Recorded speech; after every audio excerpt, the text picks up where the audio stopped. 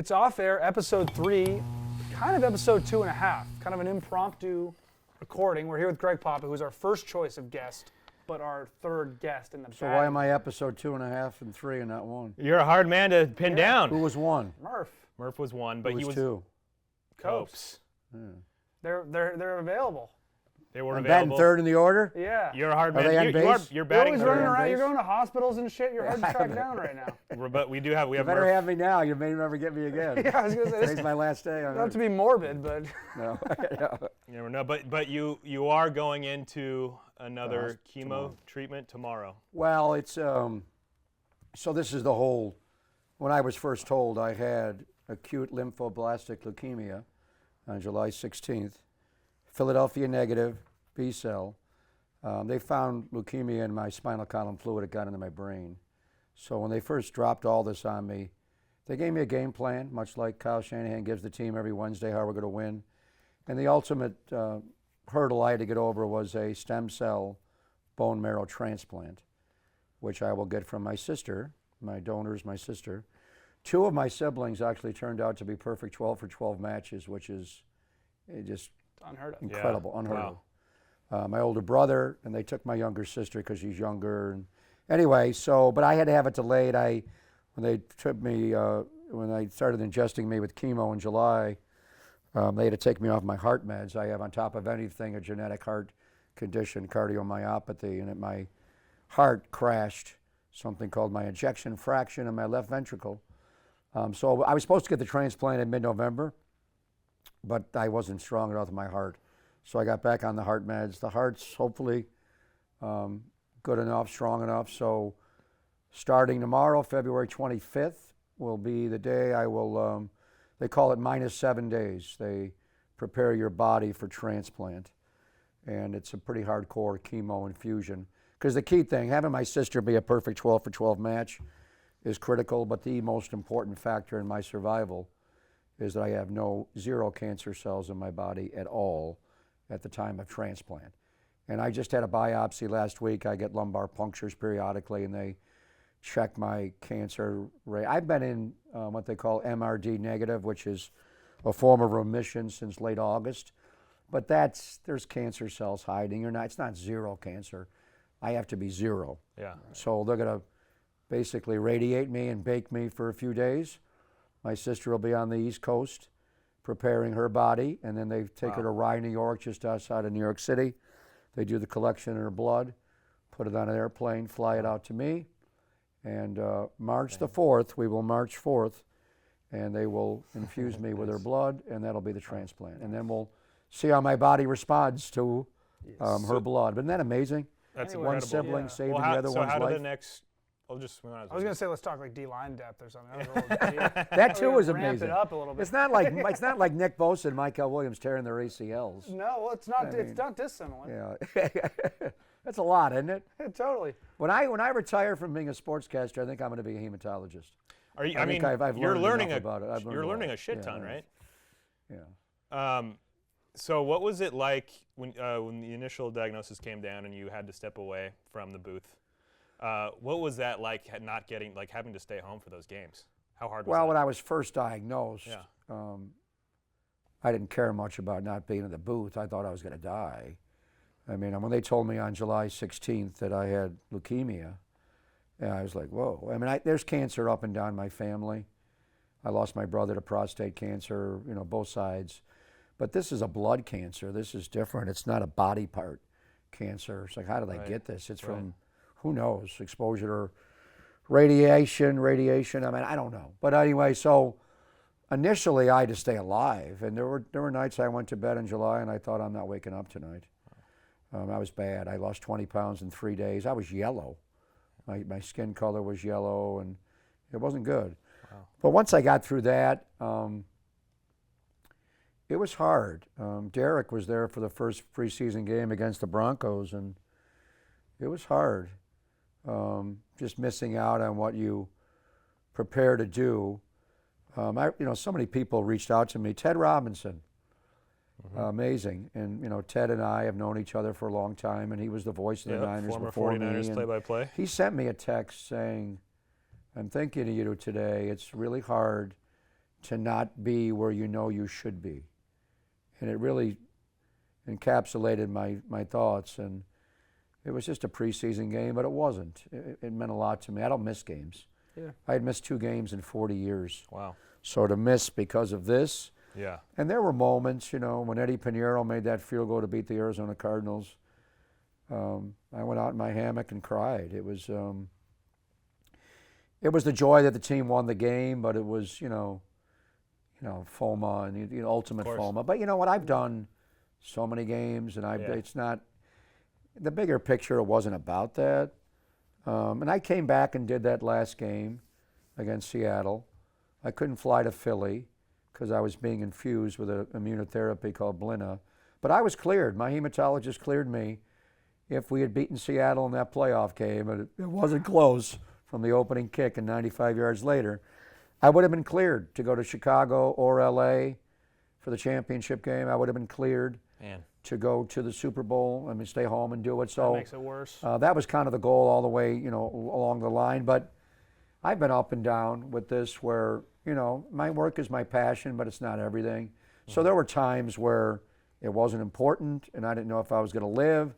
And then there were times when it was the most important. And it did motivate me to, come back. And after that game I did against Seattle on Jan 3, that was like attending your wake or your funeral, or more your wake, and coming out of the casket and just seeing so many people. And and after the game was over, I was worn out. I walked with you from the field up to the radio booth, and you had 9 or 10, 11 people stop you on the way. Dr. York was one. It took like a half an hour just to get up there because everyone was stopping you, giving you a hug. And it was, it was about that. I wasn't, it was going to be different, and I've changed. You have an epiphany when you go through something like this. But after the game was over, I was so worn out. And the next day, I watched football because it was a Sunday, but and I thought, should I have done this, for my own, recovery? And I was fine. I got over it after a couple of days, but it took a lot out of me. But, just for myself and seeing people again, and also, the well-wishers. And, I don't want to say I'm a symbol but I think my fight, I've been very open about everything I have. There's when I first was diagnosed, Deion Sanders was diagnosed with cancer, and he talked about being embarrassed. And there was a time where, I'm going to get emotional.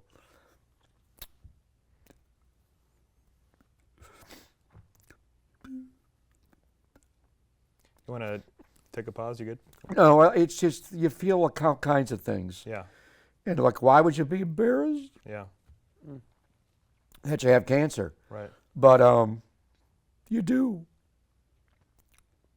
And you feel older, and you feel like you're never going to be the same again. Mm-hmm. And why be it? But it was challenging, and I can relate to what he was talking about. Like, you are embarrassed. Like, why? Mm-hmm. Why do you get cancer? And it's different than a body part. It's a blood cancer. Sure. But anyway, it's probably difficult. So many people are giving you sympathy. It's difficult to react to that. Be like, how do I? It's overwhelming. Yeah. And then when we announced it, I don't even know when that was. I think it was August 1st, and I knew about it from July 16th. Mike Tirico, so many people reached out to me, and people I haven't talked to in literally 40 years, we talked, and it was good. It's been good. But Tirico had, cancer sucks, cancer is random, cancer is sudden, cancer is unfair. It's all those things. But so's life. Yep. I've lived a charmed life, but it does affect you, and I think people that go through it, it affects you physically to start, and then it affects you emotionally, it affects you spiritually, and then it affects you financially. There's a lot of worry on not being able to work and paying the bills, and you know what it costs to keep me alive financially? Millions of, this bone marrow transplant is not going to be cheap. Wow. It will cost millions of dollars to keep me alive. And I had round the clock, they would, the cost of an MRI, they would do things on me in every 2 seconds. I was getting some new treatment. It was just like, do this, do that, do that. It's like, whoa, you don't even think about the cost, but it affects you in every possible way. And it takes, a lot of, dark moments to wonder if you're going to be able to get over it. Physically, those first few weeks when I was yellow and lost a lot of weight, but by and large, physically, I've been fine. I haven't had a lot of side effects of the chemo. I've been impressed with how often you've been able to be here. And Yeah, I've show been, day-to-day. Has that routine helped? Keep you Well, sharp? initially it was because I needed to be closer to UCSF, and it was just too far of a drive. I can get there quicker here, and I've had a lot of schedules. They accommodated me a lot. Initially it was every Monday I had to go in, then it was every Tuesday. But they would push back my appointments to, and I'd be late a lot. They're like, where are you? We need to do a lumbar puncture on you. Where are you? I'll be there at 2:30. I get off the air at 2, and I can get there quicker. So You're like, I'm talking to Mayoko. well, right. I got things to do. They don't. I got care. more important things. But anyway, it's been an ordeal. But I'm not the only one to have cancer and deal with it. And mine's a little different form of cancer. Bill Walsh died of leukemia, and I hit me right away when I heard that word. I thought of Coach, and Steve Young texted me right away, and I mentioned Bill Walsh died of leukemia. He's like, Greg, that was 20 years ago.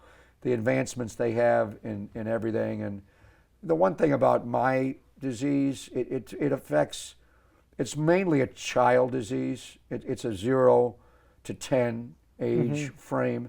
So, like what Buster Posey and his wife do with pediatric cancer, you don't want cancer in anybody, but no one has any tolerance for cancer in children. It's so unfair. I've lived a long life, and to have a 5-year-old told that they have cancer. So they pour a lot of money into leukemia. And a lot of the drugs and immunotherapy, this Blina drug that I'm on, 5 years ago I probably wouldn't be eligible for it, but it was created. It's actually a company called Amgen that came up with it, and one of my best friends from Syracuse, J.R. Anthus, he works for Amgen. So I'm looking at the bag, I'm like, whoa. He's like, my company invented that, and I distribute that. So he indirectly or directly is saving my life. Yeah, wow. But the point is that was created to help children with leukemia. And so now an old guy like me, after the clinical studies come through, I can be eligible for it. And the one game that I did come back for, that Jan 3 game, and I was worn out after the game. They couldn't even get you a touchdown. We didn't even get a touchdown in San Francisco. They probably would have killed me. The week before, they scored like 6. I know, the 42-30. I was going to come back for that game, and then I just wasn't able. Sometimes I see things, and neurologically I'm not right. Yeah. Getting ready for that game, I knew I couldn't come back. That game would have killed me. But anyway, at the end of the Seattle game, and there was a shot of Nick Bosa's booth, and he had a young girl next to him. She was 9 years old, and she has leukemia. And after the game was over, they asked if I would go by the booth, and so we visited with him. And, was it her mom that approached you? It was one of the security guards at the stadium okay, that wanted me to come by. the girl's story. And she's unbelievable. Yeah. She hugs me for every game. But I went by after the game, and they had a handful of Skittles there, which is, we played Seattle. I'm like, that's Marshawn Lynch's power agent. So to spend time, I mean, for me, can you imagine a 9-year-old getting leukemia and that change? And, she had a hat on because she lost her hair like I have. And it was just, anyway, it is sudden. It is unfair. All those things Tirico said. But for myself, it's one thing for a 9-year-old to have to, or even, I had stories of people that were born with leukemia. Wow. And had to have the same stem cell bone marrow transplant that I had like a week old. Can you imagine that? I mean, it's just, that's unfair. I go back to I remember the piece Branch wrote in September was super powerful. And I remember you saying, there's a lot of poignant lines, but you were saying how you're kind of looking forward to things you'd learn about yourself. And whatever the last few months have you learned as you watched the 49ers season from home, and also as you went through all the real life stuff that we're all going to die. And honestly, when I had this heart condition a few years ago, Bob Sargent, my boss, we were out having drinks one day, and I think this a lot, but I didn't remember sharing it with him. But he's been, a rock and a good friend during all this. But he said, like 3 years ago, out of nowhere, you asked me, if you could know the day you were going to die, would you want to know the day? And he was like blown away by the question. The reason I brought that up is my brother he died in 2009. He was 54, died of prostate cancer. He missed one checkup 1 year, and it was not encapsulated where they just removed the prostate. It was already out on his bone. It metastasized. They basically told him he had 5 years to live, but he changed. He was like me and just grinding and working, and he knew he had 5 years to live. He didn't know the exact date he was going to die, but he knew it wasn't going to be as long. Yeah. So that's what, we're all going to die, obviously. Al Davis is the one guy who didn't truly believe that, but he always talked about conquering death. I got to be able Do you to say that metaphorically, No, or is that Al real? Al openly talked about, trying to conquer death. But anyway, Wow. so we all We'll get know back to we're going to that. die, but to know, I thought I'm going to live 30. My mom and dad both lived to 93, so I thought I got 30 more years to live. And then you're told, and when they told me what I had, they flat out said, we'll try to keep you alive, but if you're alive 5 years, you'll have a normal life expectancy, but the hard part will be keeping you alive 5 years. You may live 3. And that's the reality. So I maybe not have 30 years, you may have 3. So that's where you change. Yeah, puts the Super Bowl window into perspective. We got to get this done. I know, come on. For the Niners to get the, I've never won, the one team that I did that won a champion, I have so many loser rings at home. I got a loser Raider ring, I got 2 loser Niner rings. I got a loser 1990 Oakland A's American League Championship Series ring. Oh, man. You can't wear those. The one that I do have is a San Antonio Spurs championship 99. ring. But I didn't get to call the final game because it was on, We'll count Marv did it and Avery Johnson made that shot at Madison Square Garden. We'll count it. So, I got him as far as 2 rounds. So I've never actually called a team winning a championship. So can we get that done in the next 3 years? Is that our goal? When they were and then I'll lining drop up- dead right after that. Although take me right into let's stay on the emotional stuff. When the Niners were lining up 4th and 1 in overtime, the Chiefs had 4th and 1. Were you thinking something goes wrong here for Kansas City? I got to have my moment ready. Well, I was actually listening to that game Yeah. a little while ago when I couldn't sleep one night. I never listened to that game because I screwed up Richie James Jr. and Ray McLeod. I got them all confused on, so the punt that Ray McLeod indirectly hit his foot, I misidentified. So I hated that game. Okay. Well, For luckily so we all many want to reasons. forget that play, so we're not going. Yeah. We're But not the gonna go 4th back and there. 1, right before the play, I just laid it out. If they get this stop on 4th and 1, the Niners win the Super Bowl. Yep, I remember. It you was saying that simple in Yeah. its simplest form. There aren't many plays where it comes down to that moment. In baseball, it could be a foul ball. Right. In basketball, it could be circumstances where I guess it could be a shot or a miss, but there's very few plays that this is it. And maybe the next play. Or the 4th and 1, could have been a penalty or something. But Right. if they stopped him on that play, they won the Super Bowl. Right. So did you have your call ready? Your No, signature? I never really did that. Yeah. But that play, I could see it over and over again. And they've run that play against us so many times. And they ran that play against Buffalo so many times. They ran it against Buffalo in the AFC Championship game 2 years ago, like 3 times. They like to give Mahomes will not quarterback sneak. He never quarterback sneaks. They don't Since do he it. hurt his knee in 18. He just Yeah. he does not run quarterback sneak. So they bootleg him, and they like to give him a 2-way. And he had Kelsey out in front. And the way that play looked, it looked like Nick Bosa came down. Really, it was Fred was supposed to spill over on that play and pick him up. But it's a hard play to defend because he's going to get out and roll, and it's like he's reading it. If they come to me, I'm going to flip it to Kelsey.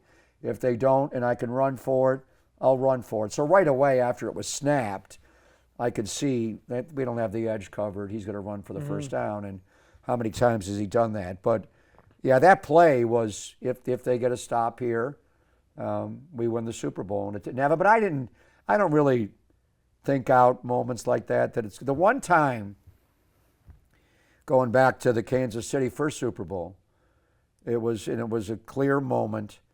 Before they ran the 3rd and 15, 2-3 chip jet wasp play on us, there was an overturn. Tyreek Hill caught a ball at midfield. I could see he had trapped it. So it was like now all of a sudden now it's a 3rd and 15. And They're going to have Mahomes- to punt. man. They're going to have to punt. Well, what would they have done? Right. Yeah. So at that play, it was 20-10. There were 7 minutes and 13 seconds to go in the game. Mahomes was struggling. He was not having a good game. I don't know. The Super Bowl is just, it's too big. The Yeah, whole it's thing is weird. too big. It's big for me. Yeah. You wind up misidentifying a punt returner. Right. You know, he was grounding slants. It was like, what's wrong with him? He threw the pick to Fred. He threw one later to the safety, Moore. Tarvaris He Moore. was not good. But so in my mind, I wasn't thinking about what I was going to say on the call. I didn't know what I was going to say. I started to think about the parade. I honestly thought, because we already had the plate, they already sent me all the info on how it was going to be, and Yeah. I'd MC it and where it was going to go. And Was it going to go down Market Street? I can't say where it was going to. It was going to go all over the. Anyway, Embarcadero Market? for a It's gonna go up moment, to I 280. just thought they're going to win the friggin'. That's my first year with the Niners. Yeah. That was 2019. That was 8-0, bro, and the Raheem Mostert game, and the championship game against great, baby. against Green Bay. And I honestly thought about the parade for a nanosecond, and then the Wasp play happened, and Bosa got held by Fisher on the play. But I remember my thought was, it wasn't a great pass because if he would have hit Tyreek standing up, it's a touchdown. But when you watch it back, Mahomes dropped like 17 yards to clear himself to make that throw. So to get it down the field and have that whippy arm, it's like he wound up throwing it. It was a little underthrown, but no, how many quarterbacks on earth? Maybe Josh Allen could have gotten that ball down the field. So I didn't have the 4th and 1 play, but going back to the Wasp play, I dreamed about the parade. Not so much the call and the celebration after. And we had a party after that game at American Airlines Arena, the home of the Miami Heat. Little Wayne performed, and I didn't want to go. Hell of a party, yeah. I did not want to go to that geez. party at all. I wanted to leave. Mike Shanahan pulled me over and goes, "You got to come on." I was on a bus with Kyle and Mike and me, all by ourselves. I'm way in the back. I'm like, I'm not going. I couldn't look Kyle in the air. We get to the party, and Matt LaFleur's there, and there's so many. It turned into the greatest loser party of all time. Yeah. But I did not go to the one in Vegas. That one, because we were staying way out in Henderson. I got on the wrong bus. There was nowhere to go, and that game was, the Chiefs game was just taken from us. That game, because there was like 8 plays. Yeah. If you overturn one of them, we win that game. And so many in overtime, and we can go through it all. That game was just like, whoa. The first Yeah. one?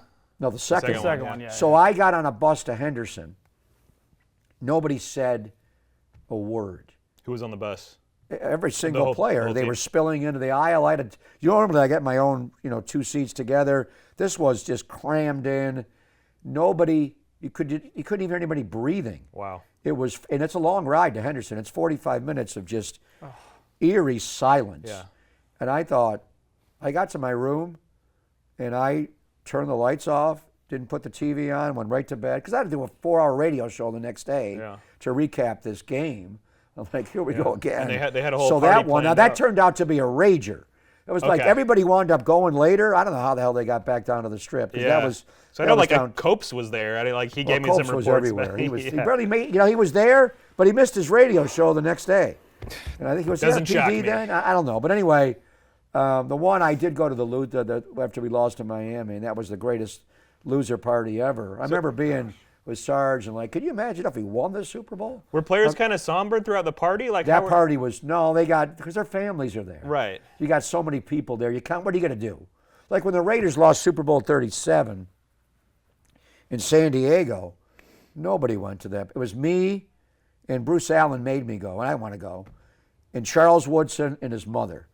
It was like, why am I here? There's no one here. Rich Gannon wasn't going to that damn party after throwing how many picks? 5, and 3 were run back, and Charles was just tumbler after tumbler. that's what I'd And be I'm on. there with Charles and his mother, and but Charles was, Charles was Charles, and he was feuding with Al. Anyway, so I've been to 3 of those damn loser parties. Am I ever going to have a We hope. party with Lombardi?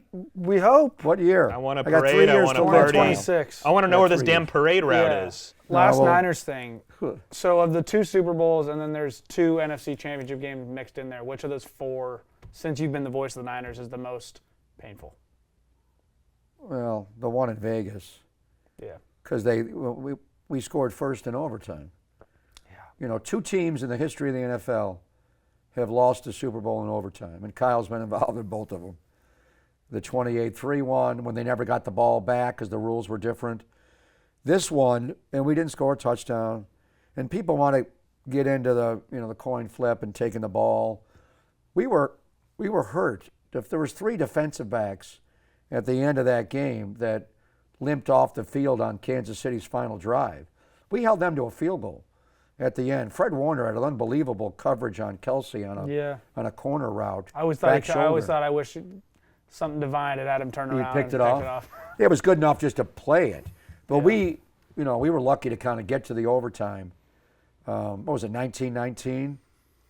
And then to score, 25, we did score first in the overtime. It wasn't. 22-19. It was 22-19. It wasn't a touchdown. If you're Kyle Shanahan in that 4th down, do you go for it or you kick the field goal? No, I would have kicked the field goal. I mean, I Trust just your think defense? the circumstances were, and we had, going back to it, and I love Brock, the Trent McDuffie blitz was the one. Right out of the 2-minute warning.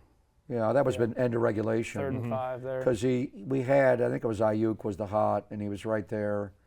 And, and then obviously the one where, Feliciano got hurt and Burford missed Chris Jones and Jawan was wide open. So that game, that was hard. Both those Super Bowls were hard. But the champion, the one in Philly was just, we never got a chance to play. Yeah. Because they ripped Brock's elbow off. Yeah. The one against the Rams.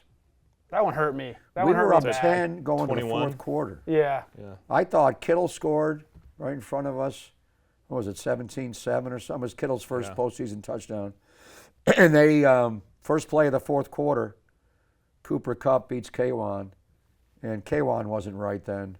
And they scored, and then that stadium, so we always called SoFi Levi South. Yep. And something happened.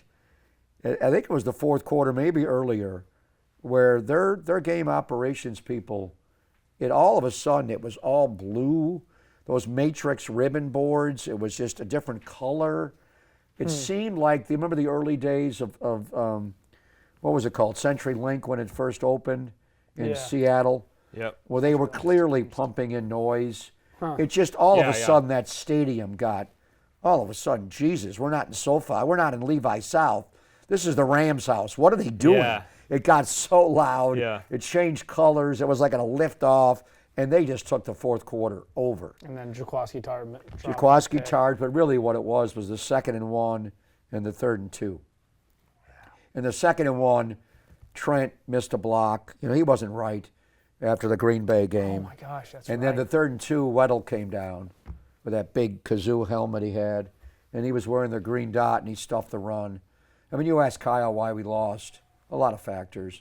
But we couldn't convert a 2nd and 1. We couldn't convert a 3rd and 2. They got the ball back. And then Aaron Donald just took over. You couldn't block him, and, Jimmy got spun around. So, and that was Cincinnati. That wasn't Kansas City. It wasn't Kermit the Frog and the Big Bad Wolf. And Cincinnati was good. But will we have beaten the Bengals? We played them. I think, in December, the Ayuk walk-off. Right. So we, I don't know. But that championship game, and to have the Rams win it, then host the Super Bowl 2 weeks later, and we had beaten the Rams all the time, 9 straight wins against them, to let them off the hook in the 4th quarter. So the Super Bowls are obviously tough because we had a 10-point lead with 7:13 to play. They run the Wasp play. Once they scored once, it was over. It was like an avalanche. And then we had a 10-point lead after Jawan threw the double pass to Christian.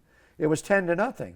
Now, that was earlier in the game, but they came back. It felt and good. It felt, that play, I watched that play in practice like 10 times. They ran it that week? Oh, of course, because my running the gosh, double wow. pass in the Super Yeah. Bowl. And I remember saying, do not run that in the Super Bowl. It is not going to work. Jawan took forever. It could have been a pick six. Jawan, I'm just like, this is not going to work. That's not. And then when I saw it, I'm like, oh, damn. They're going to run the double. And the key was Spencer Burford, who missed the block. Was it Karloff, or maybe it was Chris Jones. He blocks. No, It was 32, the fast linebacker they have. The one that had the scoop. Nick Bolton. Nick Bolton. Yeah. Thank you. I would have known that if I didn't have chemo fault. Yep. The one that had the big play Didn't mean to against maul you there. against Jalen Hurts in the Super Papa. Bowl. Nick Bolton is going to pick the ball. I'm like, because I knew the play. They threw it back to Jawan, and it's going to go to Yeah. Christian. And I'm like, You're like, damn, here we they're go. not- it's like, this is going to be a pick six for Nick Bolton. Burford just got out and bumped him. Bumped him. And McCaffrey came back to the ball Yeah. to make the catch. And once McCaffrey had it, it was touchdown CMC. And but it was Nance said during the play, "Oh, this is in the air for a long time." when I watched it, and I didn't tell Kyle, but I remember telling Mike Anderson, Kyle's security guard. Yeah. I'm like, we're not gonna run that freaking play in the game, are we? I'm like, dude, that's not gonna work. Yeah. It's gonna get dropped. He's gonna. How were they running it in Juwan could throw practice? it. Did it look kind of shaky in practice? Every time I saw it, I was like, and he had to like re-grip it. I'm like, just throw the effing ball. Yeah, what are he you was waiting holding on? on to We it, yeah. cannot throw, and it was across the entire width of I know. the In the field. game, he I'm like, re-gripped it in his hand. It and was once weird. you back up on the double pass, Yeah. it's kind of a hint. If you see a receiver like New England always ran one to Edelman. The ultimate one was Super Bowl 40, and Antoine Randall threw it to Hines Ward. But that was, off the play they ran in Philly with Jawan. The Sky Yes. Rizzy play, I called it. Sky Sky Rizzy. reverse bang, whatever the hell The it was. Philly cheese fake. Yeah, that was another. That wasn't the actual play call. I like the actual play call. It was Sky reverse bang, whatever it was. That was brilliant because that looked like a jet sweep, which they just ran to Sky Moore to end the third quarter, and the way they pulled Pooney. That was one of the greatest, play setups on a trick play. And then they gave it to Jawan, and he went tearing ass like he was going to run. And then once he got outside the numbers, and the safety took the bite, and the Christian got behind. That was a great play. Incredible There pass, wasn't a lot of incredible risk catch. on that play because just tuck it and run. Like if you're Jawan that's not Right. there, just Yeah. run it. The one where in the Super Bowl in Vegas was a double pass going back Yeah. the other way. Yeah. It was like, Insane. what the Across heck? the entire But it worked. field. But anyway, so once that we was my scored favorite. that, I thought we're up 10-0 in the goddamn Super Bowl against them again. So, and that's where the fun ended. Should we get some Raider stuff? Well, yeah. We don't have a ton of time here. I'm sure we got to maybe take We've off knocked soon, off but- like 2 of our bullet points. out of, like 30. What are the two? Niner stuff and cancer stuff? Niner stuff and cancer. Oh, that's stuff. how many bullet points do you have? 97. Yeah, 20. We Yeah, got. you probably got we to got trim it down. No, we'll trim it down. Raiders play-by-play, A's play-by-play, Giants play-by-play. Okay, let's just get to the top priorities here. There's a rumor that maybe you were going to be the GM of the Raiders in the early 2000s. Was it a rumor? It was a rumor. We heard Yeah, I've one talked going about around. it. I was I grew up very close with Al. Yep. He was because of the Syracuse bond. He always took me under his wing, even when it was the early days. And I would watch practice with him and Bruce Allen. Excuse me, every practice, and we'd be the three of us together. And he just saw things. He kind of taught me how to see all 22 and not be fixated on the quarterback and the tightness to kind of pull back, after every God, the left guard, what the hell is he doing? So I'm like, how do you see that? And and then when Bruce left and Mike Lombardi left, and there were very few people that were confidants. John Kingdon was there until Al died, and Bruce Kebrick and some people that were tight. So we were tight, and he would call me. There was times when he couldn't get to practice, and did you go today? What'd you see? What do you got? And then, so one day, I'll never forget this. We were playing Houston in the preseason, and I just flew in for that game. I was doing a Giants game in Cincinnati. Randy Wynn he hit for the cycle in that game. Either him or Famous Freddie game. Lewis, one of the two. I think it was Randy. Was this 06? Yeah, right after they 05, traded, 06. Randy had the greatest final 2 months of any season. After they traded for Randy Wynn, his August and September that year, he was on, must have been 05, because I think he was on the World Baseball Classic, which I called, he made Team USA. Oh, And Yeah, that's right. And he was, but those final 2 months of 05, Randy was just incredible. He was as good as Melky Cabrera was in May, the year he got popped. Anyway, Right. So I just kind of flew into the game. Al's sitting aside. He was often, on the plane, come talk to me. What'd you see? And so this particular game, it was a preseason game. He says to me, "Would you ever want to come work for me?" And I go, "What do you mean work for you?" I do work for you. Yeah. But I didn't work directly for the Raiders. So he said, "No, work for me in personnel, and you know the game." And so we I'm like, "What?" So I'm like, "Hell yeah!" I mean, so it was, and then we got into long. He talked about a succession plan is the way, and Al seriously would not talk. Well, it wasn't so much his death, but ultimately it would have been. But he was talking about, he'd lost Bruce, he lost Lombardi. He didn't really have people in it was hard, if you didn't know him, it was hard to get his trust. And I had been around him a lot, in both good and bad times. But anyway, he wanted me to be, and he was the general manager, but he was also the owner. And he wanted to groom me to run the football department, is what he wanted me to do. And he laid it out, you got to talk to, each player on the team at least once a week. I can train you. And at first I thought, am I qualified for this? I don't have a background for this. And then I reached out to Bruce Allen, who was in Washington now. And Bruce said, go through all the GMs in the league and tell me what their backgrounds are. Bruce was a player agent. He was a broadcasting agent. A lot of my friends who were broadcasters, Bruce represented them. He was George Allen's son, but he never, coached formally. But Al's main thing was more like Ron Wolf, who had a photographic memory when he hired him years ago in the 60s, or Scotty Sterling, who later became the GM of the Sacramento Kings, worked with Al. So when I looked at it at first, I thought, I'm not qualified to do this. The media will bury me. But then when you looked at it, there wasn't necessarily a background, in playing or coaching. And Al never played. Al never coached. And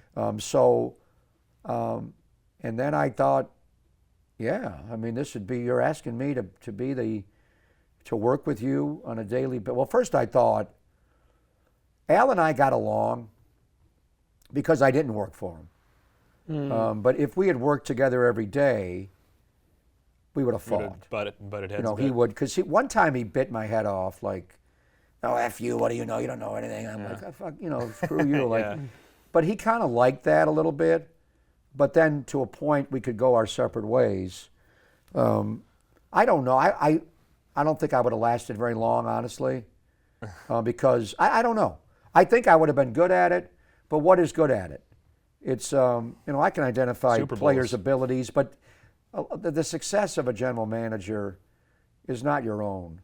It's ultimately the players. And now, can you, bring a team together and, deal with, you got to deal with Al and the coach. It would have been complicated. But he did, we talked, I wrote he wanted me to give me a breakdown of the team and at the end of the year.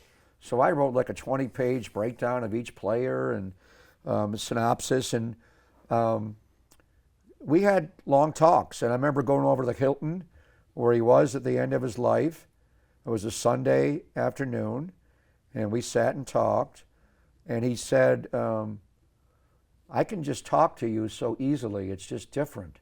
He's like, so many people would love to be able to talk to me the way you can. And I don't know why. He reminded me of my father.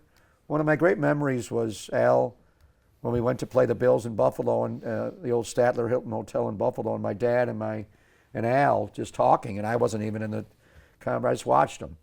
And I interacted with my father a lot like that, where we went back and forth, but ultimately it was my father. Al was my second father. And it was... So it was moving in that direction. Ultimately, he offered me a job that paid me less money than I made from doing 30 San Francisco Giants games. And I'm like, come on. I mean, Yeah. I'm going to give up 40 years, whatever it was at that time, 30 years of broadcasting, and Yeah. and you're going to pay me less, and Can't really go back to broadcasting after. I guess maybe well, how you could I? I don't know. Yeah, I mean, that would have been the risk. It never ended. We talked about it all the way till he died, and I remember talking to him the Wednesday before he died, and it just never happened. I think there wasn't a sense of urgency for him because he didn't think he was going to die. And I don't know how it would have worked. I mean, Mark would have gotten the team, and Carol, his wife. I don't know, that would have been another obstacle. But as far as working with him directly, it was never no. Right. I remember one time he called me like, "You got 5 kids? I can't have you coaching Little League when you got to be here burning the midnight oil." I'm like, You're like, Darren, I don't need to said, pay attention to Darren. I got to take care of you and all your kids. I'm like, I'll take care of my fucking kids. You just pay me my salary, and I'll take care of my kids. But it never ended. And then he just died. Yeah. And I remember when John Herrera called me in Houston, what was it, October 8th that day when he died? And it was like early in the morning. Yeah. Derek was with me. Derek said he was with you, yeah. He said, can I come to your room? I'm like, come to my room? It's 8 o'clock on a Saturday. Yeah, I knew what happened. I mean, when he said that, and he told me Al had died, and I was really extremely sad that he had died that way. But it also was my dream had died, that this was never good. I talked to Mark 2 or 3 months after he died, and I said, "Did you talk to him?" He said, "Yeah." He said, "I'll hire you. You come work for us." But he hired Reggie McKenzie, and he said, "I can't guarantee a job, beyond that." Right. Yeah. But I remember being at Al's funeral, and John Madden came up to me, and he said, "Al told me all about what he was grooming you for, and he said, I think you could have done it." And he said, "What do you think happened?" And I said, "I think he just died." Wow. And John said, "That's what happened."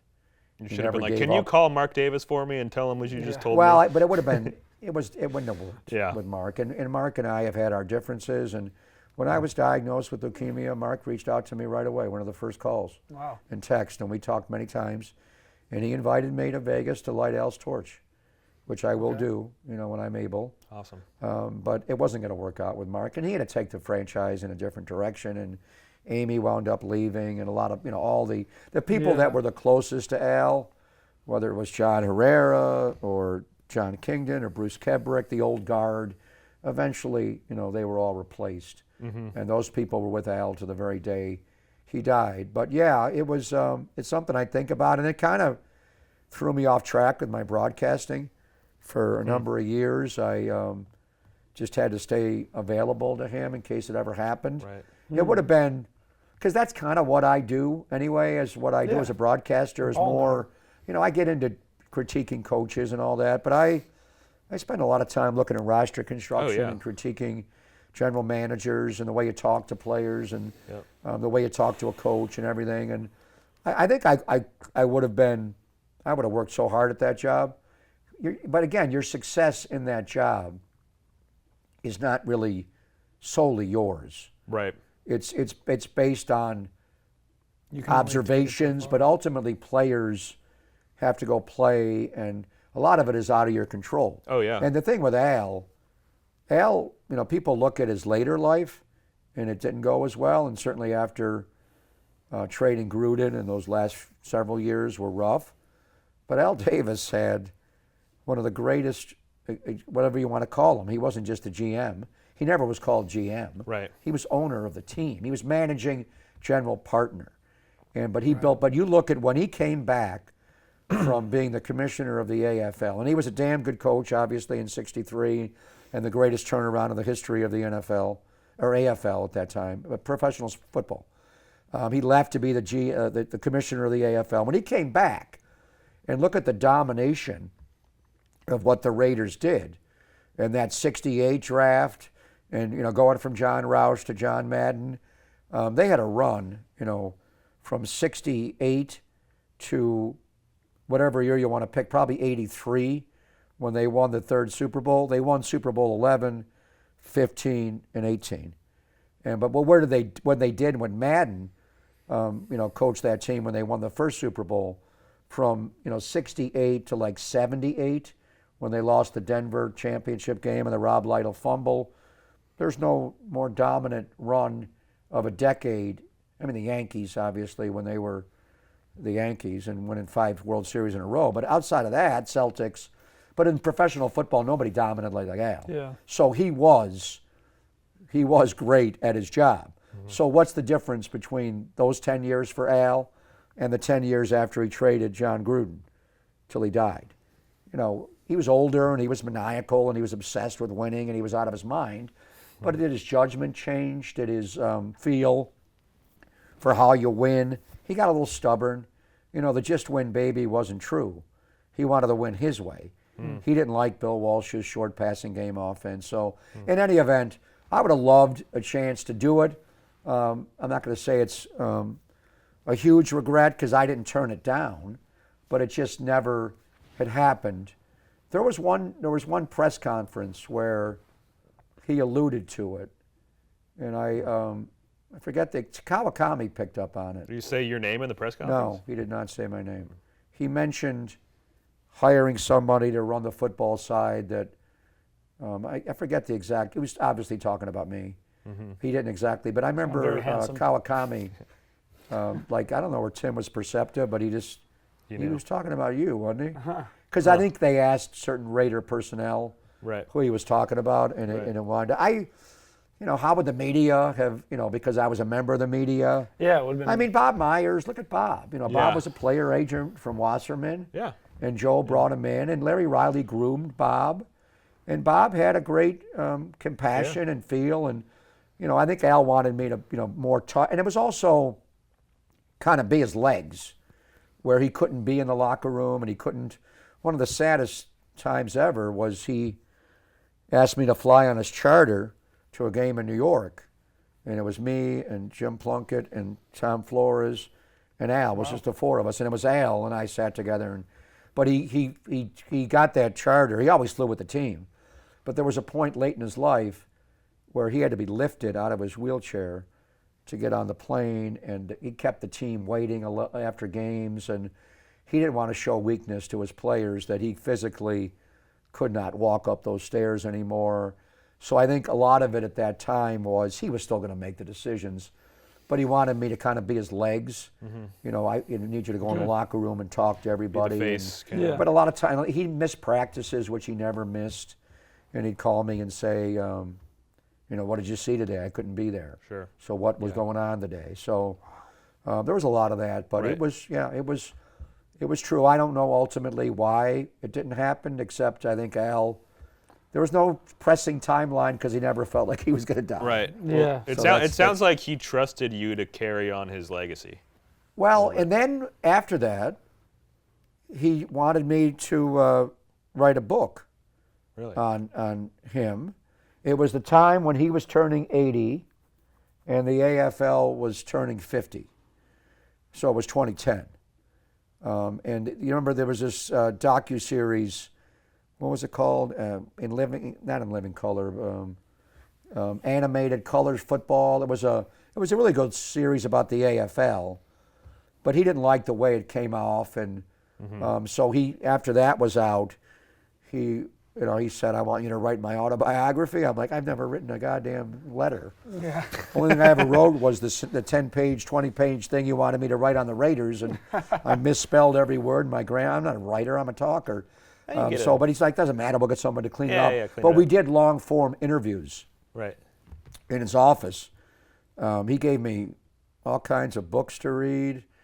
He was going to tell the world the real Marcus Allen story, which he wound up, not saying. I have an idea where that was going, but the Pete Rozelle feud, the feud with Marcus, the feud with Mike Shanahan. That's why ultimately I lost the Raider job was Mark interviewing Mike to be the coach. Famously, yeah. And I just knew how much Al hated Mike Shanahan. And when Al hated you, it was hate. But there you go with you carrying on Al's legacy. So at times I thought, why is he telling me all this? And what, at time, that was just a interview and a book that he wanted out there. But I also think, and we never aired any of that because he looked so bad.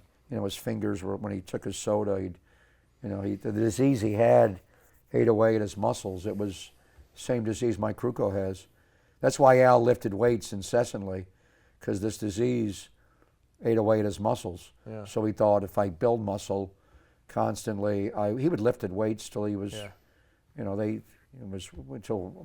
his death. Is that why he was always wearing like a tracksuit? Yeah. He was when he like was always young, working Al out. was Trying to buff. work out. Yeah. But when he was older, he was really skinny. So I think partly he didn't want to show his arms and the lack of muscle mass, and it bothered him. But anyway, he just looked so bad at the end of his face, and kind of like the Kiffin presser with the Band-Aids all over his face. He didn't look good. Yeah. So anyway, we didn't air any of that. So there was times that I knew things that I think some people very close to him, but I thought, why did he tell me all this? Why? And at that point, he's gone now. I had to be the one to kind of stand up for him. Right. Everybody else was gone from the Raiders, and I was on the radio every day, and I was still doing the games. I remember that Friday when they asked Marcus Allen to light his torch. I said on the radio, you better be damn sure he's dead. Because if he hits that button to light that torch, the whole stadium's going to go off. And I thought, I said, if you want to retire Marcus's jersey, whatever. The torch was a symbol of Al Davis. Yeah. Al Davis, for whatever reason, and it got really personal, what was all involved there, and it was more than just money. Al, I don't like to use the word hate, because I hate, and it's just too much. We can't hate anymore. We need to love each other, but Al could hate like no other. Right. And he would not forget. Right. Al was, John Madden had the line, he was the best friend you could possibly have, but you don't want him as your enemy, because he's not going to stop. And it was Pete Rozelle, it was Mike Shanahan, it was Lamar Hunt, and it was Marcus. Wow. And I don't, there were a lot of ideas. Al gave me a book to read about, why he didn't like Marcus, and I have my theories on it. Anyway. You hate Lane Kiffin? Well, Lane Kiffin disrespected him. Really? Okay. Lane was an asshole. To Al after he got the job, or Right after he got the job, he started to mock him, and Al he wanted, again, succession plan. He wanted Lane to be his recruiter. When Lane was at USC, he not only was the co-offensive coordinator with Sarkisian, but he also recruited. He wanted Sarkisian to be. I remember him calling me on a Friday, called me one day and said, who was on our staff previously that you'd think could do this job? And I said, and I was talking to John Kingdon a lot then, and it was Steve Sarkisian. He was on the Raiders staff, and he was at USC as co-offensive coordinator, and he wanted Sark. And I remember it was a Friday afternoon, like 4:58, the end of business that day. He calls me and says he won't come. He won't come for the interview. I'm like, who? He goes, Steve Sarkisian won't come. And I'm like, why would he not come? Somebody told Sark, don't work for him. He's a crazy old man, and he was tough. Right. Al wanted an offensive guy to run his offense, and he would run the defense, and he was amazed. This co-offensive coordinator at USC won't come here and talk to me about being the head coach of the Oakland Raiders. Yeah. So I felt I didn't know what to say to him. Al always had the bravado, and he's Al Davis, but he won't come, is what he said. And I was like, I didn't know what to say to him, but it was sad. And then he hung up, and I didn't know what to say. At that point, it was that wild New England-Indianapolis playoff game. I thought he was going to bring Josh McDaniels out. That was the word, that McDaniels is coming out. And I think New England wound up losing that game. Didn't Indy come back from way behind, and they won? So it was a Sunday night and I thought McDaniels was coming in, and then he's going to hire Lane Kiffin. I'm like, Who who was what? like 29. So, and it was Monty Kiffin and all that. So Right. anyway, Lane just disrespected him. I remember him going to an owner's meeting and like making fun of him. Really? And I remember saying to him, did you know who he was when he hired you? Yeah. How did you think this was going to go? Seriously. Right.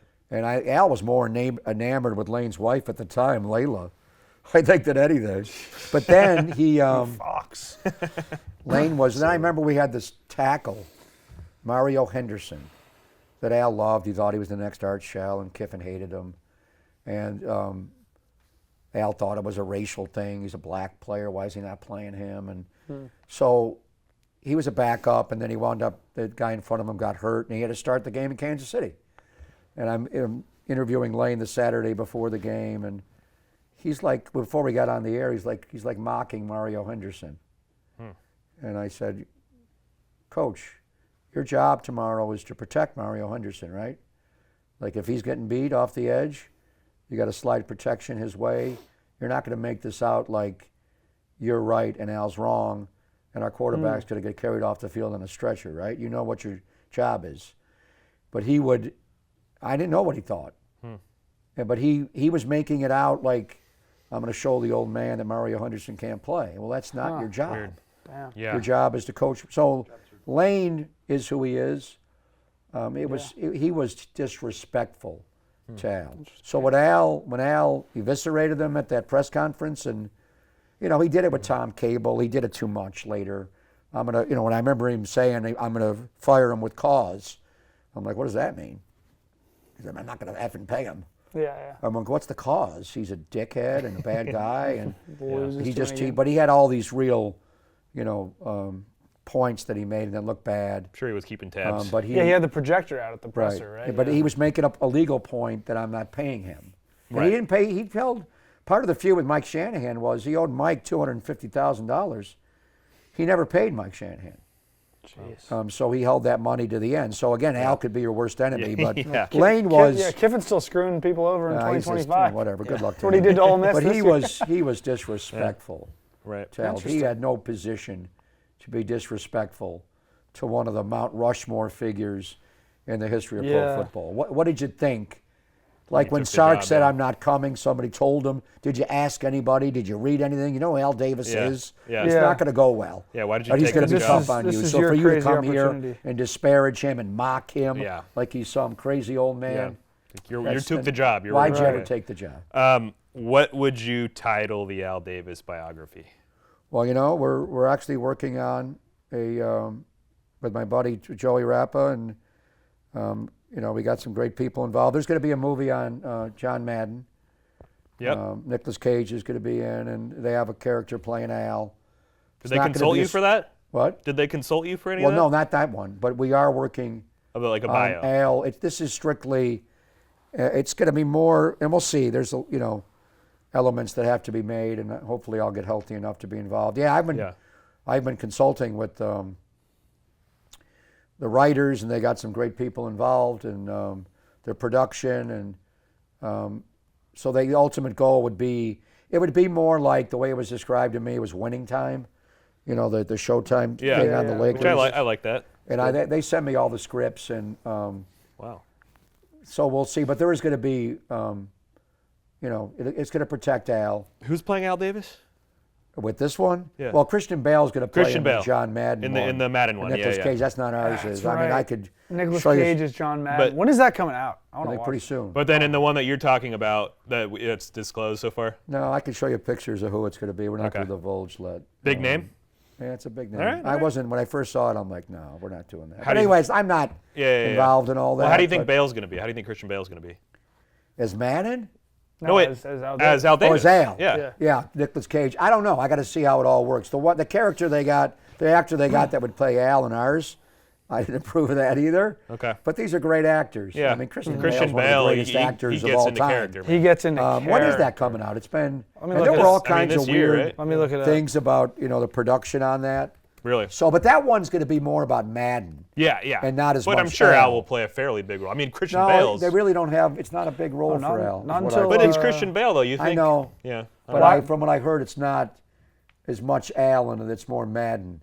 Well, so sure. then ours is going to be more about Al. More Al, Not okay. ours, but Black, the one that I've been consulting on. Black Friday, November 26th of this year. Oh, it's going to be that late? I thought it was gonna be summer. But Well, I thought it was going to be right after the football season this year. It looks so like they're going for Oscars, and it's coming out in November. That's There the we time go. you release it Heck before yeah. Christmas. But that would be, and there's been all kinds of talk about the production and weird stuff going on that set. So, Yeah. but there'll be hopefully we do something on Al. I don't know. who Yeah. directed And they actually talked about using my interviews with him in his office, kind of like a Frost Nixon kind of thing. Okay, yeah, Remember the old that'd be David awesome. Frost, Yeah, of course. Richard Nixon interview, and it would be a jumping off point where I'd be interviewing him about the '63 team, and then we flash back to '63, or when he was AFL commissioner, and we flash back, and when he hired Madden. So we'll see what it ultimately goes to. Who plays you in the? They would have me Who play would? me, but I Who don't would? Who would you want? Oh, they would have don't you know. play you. Ron wanna Shelton is the writer on it. So Please, great, right before I was diagnosed with You were gonna be in the movie. me, I don't know. We'll have to see. I could More be- or less I than could you be were. dead. More or less than you were in know. Moneyball. Well, they're gonna have someone play him. I think Bradley Cooper could play. Oh wow, that would be great. Yeah. I don't know. Bradley Cooper. I was hung over a lot for those games. So that would be, Who's your favorite actor of all time? You kidding me? No. Jack Nicholson. I don't think I haven't seen him do a movie. That in would be a good. No, pop. Jack's- 15 years. He's off the wagon now. Jack's, But well, he's, I don't know if the Jack's- age will line up either. Jack's aging Yeah. now. I mean, Jack you was. see him at Lakers games now. You're like, you know, I a lot of I times. don't even know if he goes. Well, to Laker we games. actually interacted a few times. There was one time when Jim Gray, it was Julius Erving's last year in the NBA, so he was going around and asking people to donate money to buy Julius some kind of a gift. So Jim came up to me so Nicholson appeared out of nowhere and like whipped out $100 bill and like, everybody loves the Doc. And he just gave Jim the money. Everybody loves the But the Doc. best one ever. So, and Jack was always around when I first started doing Warrior games. The Lakers were, Yeah. Showtime. So we take a shot of him during a Warriors game.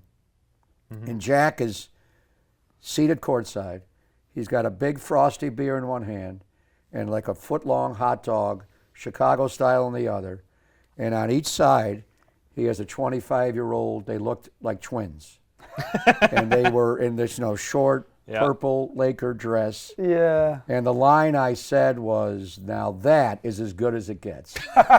And it was just Jack, and he had the glasses on, but he's got I'm like wondering, where's he going first? Yeah. The beer, the hot dog, A few the good left women. twin, How about the that? right A few twin. good women. And I was thinking of that commercial, the twins. Yeah, it and was- twins. It was, now that's as good as it gets. Yeah. That would be the ultimate way. So, after I have this bone marrow transplant and everything, that's the way to go, right? Right. I think so. Beer, hot dog, twin on Courtside each at the side. Warriors game. Except I'd have like Rod Carew and Tony Oliva. Yeah. It'd Well, be the it'd wrong. be Greg the Silver. wrong- It'd be Greg it'd Silver. be the wrong Walt. twin. Yeah, It'd be like Greg Silver and it'd be Walt like on Kent each side. Herbeck and, Yeah. and Yeah. Kirby Puckett. I'd have the wrong twins. Anyway, Well, I think That's a good way to end it. I I think think this a good way to wraps end it it. up, Greg. That was that's fantastic. the way to do it. That's the way to Well, do it. Boom. Thank you Thanks so so- much, thank Greg you. Papa. We did like an hour 10. You said We gotta 20, go? 30 minutes. Yeah. We did like an Unbelievable. hour, 10 minutes. Greg, thank you Greg so much. Papa, everybody. Thank you. Legends. Stay alive for us so we Yeah. can do Yeah, this please again. do, man. Love you, Loder. Please do. Michael? Thank you so much, Thank man. you. All right, that'll wrap it up. That was How much awesome. of that are you going to put on? That's a long one. The We're entire gonna put thing. out the whole damn thing. Are you? Whether you like it or not.